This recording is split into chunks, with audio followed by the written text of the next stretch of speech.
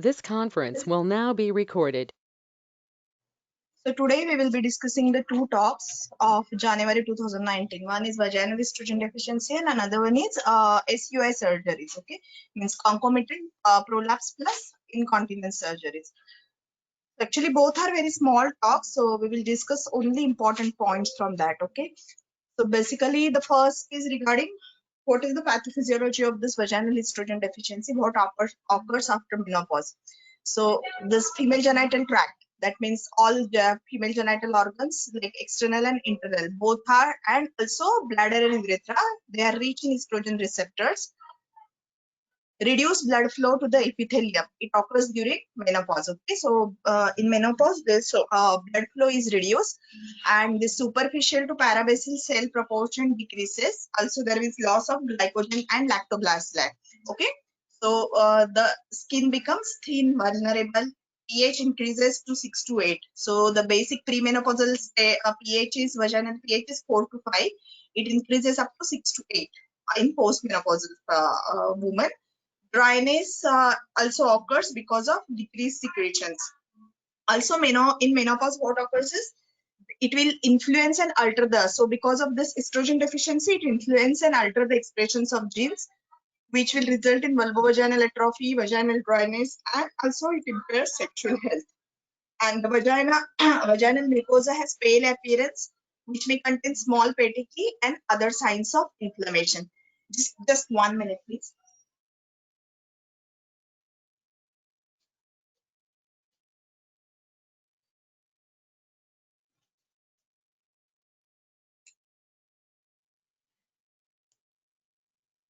So the basic symptoms of postmenopausal estrogen deficiency, vaginal estrogen deficiency, main symptom is vaginal dryness. This is a question, remember well.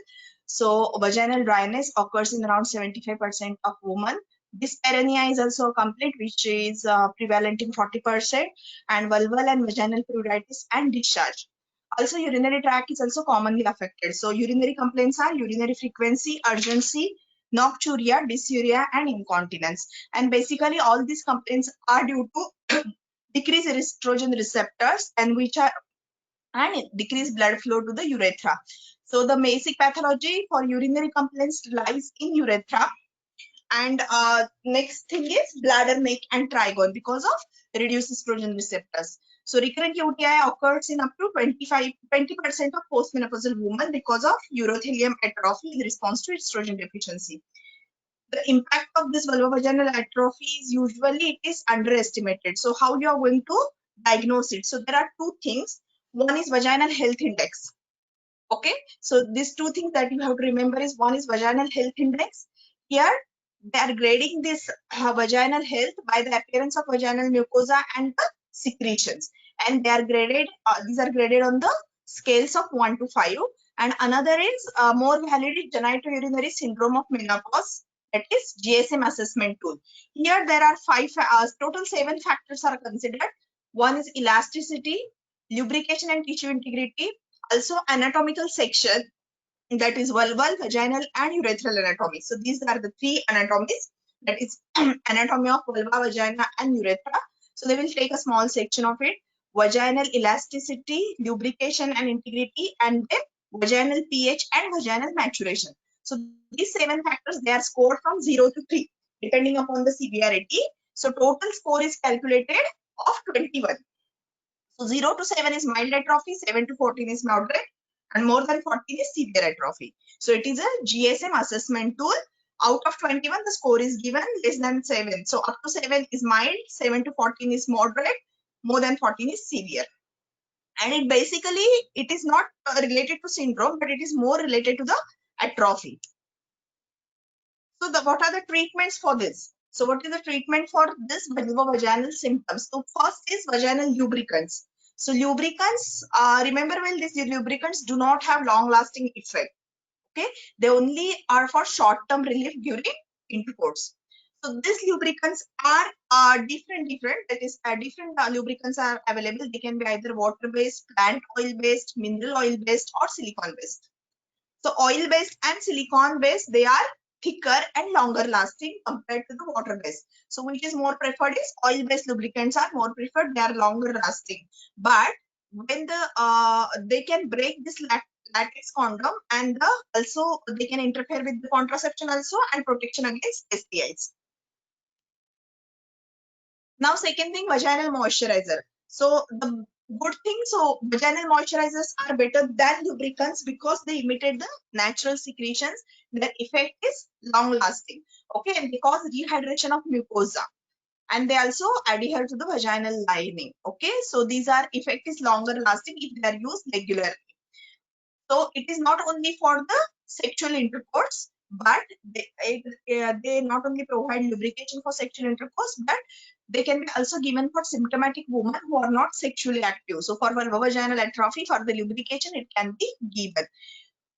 Mostly they contain water, polymers, and variety of other excipients. Okay, so what is the basic importance? What is the thing that is should be remembered for these lubricants and moisturizer is their pH and osmolarity. It should be as close as to the vaginal pH and osmolarity. Okay, so that the side effects will be minimized, like irritation and infection, and it will also give maximum effectiveness. Okay.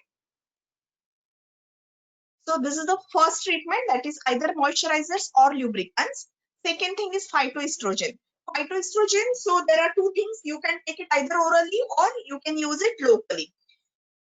Now there is limited data on that phytoestrogens for this vulvovaginal atrophy. Okay, but yes, there are some gels of isoflavin gels are available for intravaginal application, and they have shown that similar improvement with estrogen. Okay, so they have similar improvement as like the estrogen for this vulvovaginal atrophy or dryness and dyspareunia. Also, they have been shown that there is no changes in estradiol levels or endometrial thickness levels. So side effects are minimized. And another thing is, but only the thing that we have to remember is where there are contraindications to estrogens. So in those patients, this phytoestrogens should be also used with caution, because ultimately they will be releasing estrogen. So that if the estrogen is contraindicated, then phytoestrogen should be also used very cautiously. Then laser treatment. So laser treatment can be used for this vulvovaginal atrophy. The lasers which are used for this is erbium laser and carbon dioxide laser. Here the procedure is performed using speculum and laser beam, handheld laser beam delivery system. What it is, the mechanism of action of this laser is it stimulates cellular proliferation and increases the viability of vaginal epithelium, but still results, many trials are under study and the results are still awaited. So we right now it is not recommended. Okay. Then another thing is what is we call it as HRT. Okay, so it can be either local HRT or systemic HRT for this vaginal estrogen deficiency. So basically this BMS or British Menopause Society, it recommends that when there are predominant local symptoms are there, that means either vaginal or urogenital, topical treatment should be used. Topical means vaginal treatment should be used. Systemic HRT is only used in presence of vasomotor symptoms and osteoporosis. Addition of vaginal estrogens can be given to systemic HRT if you are using this systemic HRT with very low doses. Local preparations which are available, they are in the form of creams, tablets, and rings. So local preparations for this HRT, they are available in cream, tablets, and rings. So the dosage control is easier with tablet and ring preparation, and the ring, that is estradiol ring, it is the most acceptable to the form to the patients. Okay, regarding the comfort, ease, and overall satisfaction. So ring is the most acceptable form of this local HRT.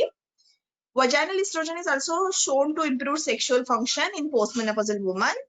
And as the British Menopausal Society guides that these clinical trials do not support a role of systemic estrogen. Okay, systemic HRT for female sexual dysfunction, but you can use local HRT for this sexual dysfunction. Now, what is the role of this local HRT in gynecological malignancies and breast malignancies?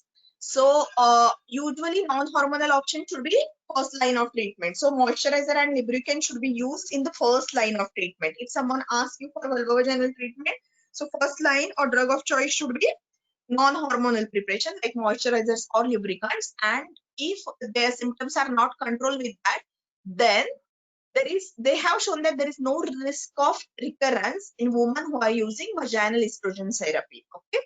Also, this local estrogen therapy is safe in other gynecological malignancies also. So you can use this vaginal estrogen therapy in both breast and other gynecological malignancies. But only thing, the first line of choice is non-hormonal preparations. Then newer thing in this treatment of vulvovaginal atrophy is selective estrogen receptor moderators and tissue selective estrogen complexes. So SERMs, or what we call as selective estrogen receptor modulators. So of that, raloxifene, tamoxifen not effective. Remember it. So raloxifene and tamoxifen, they are not really helpful in use in vulvovaginal atrophy. But this ospemifene and lasofoxifene, ospemifene and lasofoxifene, these two drugs which are shown to be useful for VVA. Then another thing is tissue selective estrogen complex. What do you mean by that? So it combines conjugated estrogens with SERM, that is selective estrogen receptor modulator. So it has been shown that this treats both local and systemic side effects of menopause, and it also protects breast and endometrium. So this is the newer thing in this treatment of HRT. Okay, so it is a combination of conjugated estrogen plus SERM. First TCSC used is conjugated estrogen with dazoxifene. So this treatment is associated with less than 1% rate of endometrial hyperplasia over 2 years. So less side effects are there with it. Then the last thing what you can give in is androgens and dehydroepiandrosterone. So this vaginal administration is also safe and effective. It improves libido and it is minimal systemic absorption. But it is a relatively new treatment and more safety data is required. Okay. So finally, the treatment option are concluded with one thing is lubricants, moisturizers. These are first choice in case of malignancies, and routinely also this can be used only if they are complaining of vaginal dryness. Then vulvovaginal atrophy in postmenopausal people, you have to give local estrogen and not systemic estrogen. Okay. If patient is using systemic HRT also, you can give, if she's using in low doses, you can give this local estrogen therapy for vulvovaginal and urogenital symptoms. Third thing that you can use is lasers, but still trials are awaited.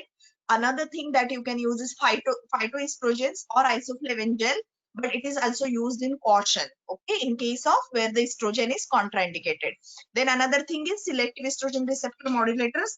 Here, these are the two new drugs, that is ospemifene and lasofoxifene, okay. And then this tissue selective estrogen complexes, that means conjugated estrogen plus SERMs. So this is about the first talk. Then we will also discuss another talk from Jan 2019 is continence surgery at the time of prolapse surgery. Okay. So here, now see, this talk is of January 2019 and it was written somewhere around sometimes in like September or August 2018. So that time the MESH was not, that MESH report has not come, and still they were using MESH that time. So this talk mostly contains literature regarding the MESH. So I have omitted most of it, okay, because now it is not useful for you, because MESH is now only used in case of recurrent surgeries and after the opinion of MDT. So always the first line treatment is now not MESH but other surgeries. So here this talk is for your numbers, okay. They will ask you the numbers frequently from this talk. So SUI, it affects almost 1 in 3 women, and POP affects 1 in 9 women. So prevalence of urinary incontinence after the age of 40 years is 25 to 45%. And SUI is most prevalence of the incontinence, that is 50% of women who have incontinence, they have stress urinary incontinence. And POP and SUI, that is prolapse and SUI, may coexist in up to 80% of women with prolapse. So the first line management for both prolapse and SUI is, as you know, it is pelvic floor muscle training. It is recommended as a first line treatment who has both combined SUI and prolapse also. Okay. So the lifetime risk for the uterus woman to undergo at least one surgical treatment for either stress urinary incontinence or POP, the risk is 1:10. Okay, so out of 10, one woman undergoes the risk surgery either for prolapse or SUI. Now they have divided the three groups for these surgeries. So one, they have divided the three groups like that. So women who have POP but they are not symptomatic. So who have asymptomatic or occult SUI. Second thing, the second group they have given is women who have both POP plus symptomatic SUI. And third patient, the patient who have symptomatic SUI. So women who have SUI but asymptomatic prolapse, that is very low grade prolapse or no prolapse at all. So they have seen these three group of women with this concomitant prolapse plus incontinence surgery. Okay, so they have shown that combined prolapse plus continence surgery, it is significantly more likely to treat occult stress urinary incontinence than only prolapse surgery. Okay, but even if you do the surgery, okay, so after that surgery, post-operative SUI incidence is around 30%. So if you do combined surgery also, then post-operative SUI incidence is around 30%. And remember that if you do the first surgery combined, then resurgery is very difficult and success rate of resurgery are poor.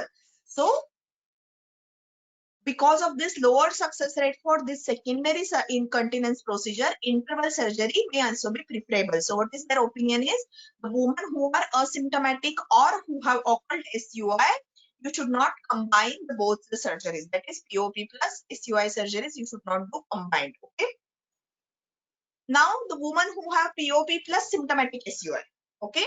So they have symptomatic SUI along with prolapse also. So here they have studied this mesh surgery. Okay, what they have found out that mesh surgery is more beneficial for this combined surgery rather than this colposuspension. Okay, but right now the mesh surgery is not a first line treatment for SUI. So you can't do just with POP or prolapse surgery. You can't do the mesh surgery, and Birch colposuspension is not as effective for this combined surgery. Okay, and then the another thing what they have found out is, if the woman is also having symptomatic SUI also, still if the woman undergoes only prolapse surgery, almost 1/3 they have the cure of their SUI symptoms. So if you don't perform this SUI surgery also and you do only prolapse surgery, in case the patient who having both the symptoms, it will be curative for SUI also in 30% of cases or 1/3 patients. Okay, so you have to tell that you have to counsel the patient regarding that, and then the number needed to treat to prevent one subsequent sling surgery is 10. Okay, so if you do only one surgery, it is also enough for this SUI, treating SUI. So if that SUI is not controlled with that surgery, then you can go for interval surgery. So that you have to counsel the patient. Ma'am, I have a doubt. Yes, yeah. Ma'am, if the patient has symptomatic SUI with prolapse, what is the first line? It is mid-urethral sling surgery with prolapse surgery? No, no. It is only prolapse surgery and with colposuspension. Okay. Prolapse with So colposuspension sling. No. For prolapse, it will be whatever it is, ASC or that is sacrocolpopexy. Okay. It will be abdominal sacrocolpopexy for a prolapse, correct? For walled prolapse, or for prolapse, it will be vaginal hysterectomy with that prolapse repair, anterior corporaphy, whatever it is, which is compartment prolapse. And along with that, the GTG recommends that if the patient is having demonstrable SUI, then you can combine both the surgeries, correct? According to GTG, the patient with occult SUI, you should not do the surgery, SUI surgery. But if the patient is having prolapse plus SUI, you can do the surgery. And in that, now it is not sling surgery, it is only colposuspension, Birch colposuspension. Okay? Okay. Right now, the first choice is only Birch colposuspension, because in all old books, it is mid-urethral sling. In all old books, the answer is mid-urethral sling because it was before this mesh. Okay? That mesh is used. But right now, the mesh is not at all a first line of choice. Okay. So you have to go for Birch colposuspension. Okay, clear? So will be VH Ma'am, plus birth suspension. Okay. Yeah. Yes. Yeah. Thank you. ma'am, in Yes. prolapse and occult SUI, we are going to do only prolapse surgery. Only prolapse surgery. For occult, you are not going to do incontinence surgery. Okay. Okay, ma'am. Yeah. But here in this talk, what they are telling, even for symptomatic SUI also, you have to counsel that 30% will have the cure of SUI also only with prolapse surgery. So you have to counsel, and if the patient wants that incontinence surgery along with combined surgery, then you can go for that surgery. Okay. According to this talk. Okay. But you have to follow the GTG. So finally, what is that is careful consideration of patients. 1 minute, this I have not told. So woman with only stress urinary incontinence and asymptomatic prolapse. Okay. So for asymptomatic prolapse, you should not do repair. Only SUI surgery. Okay. Only SUI surgery that you have to do. Asymptomatic prolapse, you should not be treating that prolapse because that POP itself is unlikely to progress over 3 years. So usually this POP will not progress over the 3 years. So better not to do this prolapse surgery, only treat her SUI. Okay. So you got it. There are 3 groups. So POP with asymptomatic SUI, no need of continence surgery, only prolapse surgery. Prolapse plus symptomatic SUI, in that you have to counsel the patient. Okay. Regarding whether she wants surgery or not, if she wants surgery, she can go for combined surgery. But here you have to tell that patient that 30%, yes, sorry, 1/3 they have cure of this SUI also along with prolapse surgery. And then third thing is only SUI and asymptomatic prolapse, you should do only SUI surgery and not prolapse repair. So am I clear regarding all these 3 groups? Yes? Yes, ma'am. Yeah. So the final thing is careful consideration of patient symptoms, objective findings, and preoperative assessment is required before deciding any management option. MDT, as I have told, for every surgery, MDT is required, and all cases should be registered in surgical database. Okay. So any prolapse surgery, it requires local MDT, and mesh surgery requires regional MDT. Am I correct? Any prolapse or continence surgery requires local MDT opinion, and for any mesh surgery, it requires regional MDT opinion. Okay. So this is the thing that I have told you. So despite concomitant surgery, again 1/3 will have this post-operative SUI. Okay. And then secondary surgery will be more difficult. So that you have to counsel that if the patient is having asymptomatic SUI, you have to counsel if that patient wants that surgery. Okay. So, and again, as I told you, if they have symptomatic SUI, in 1/3 of women, prolapse surgery alone will cure SUI symptoms. Okay. So this is regarding these 2 talks. So second talk, only you have to remember those 3 groups and management in each 3 groups. And for first thing that you have to remember the treatment of this vaginal estrogen deficiency. So these are the questions for this strategy questions. So what is the most common symptom of vaginal estrogen deficiency? Yes, very good. It is 75% and it is dryness. 46-year-old woman presents with complaints of vaginal dryness and painful sexual intercourse. She is still having periods and using condom for contraception. Following counseling, she opts for lubricant. Which lubricant will not be suitable for this woman?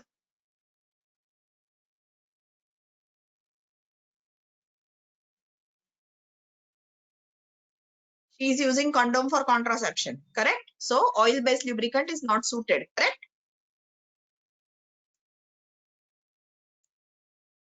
Approximately what proportion of women are affected by stress urinary incontinence?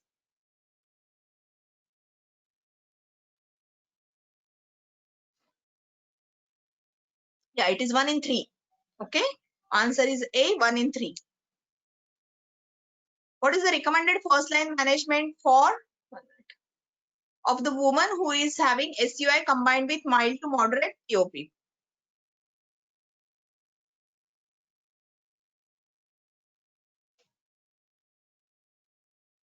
So yes, first line treatment is pelvic floor exercises or pelvic floor muscle training.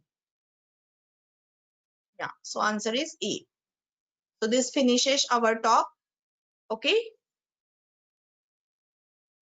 Thank you so much, Dr. Mridula. Thank you, Thanks a lot. ma'am. Ma'am, please Yeah. continue.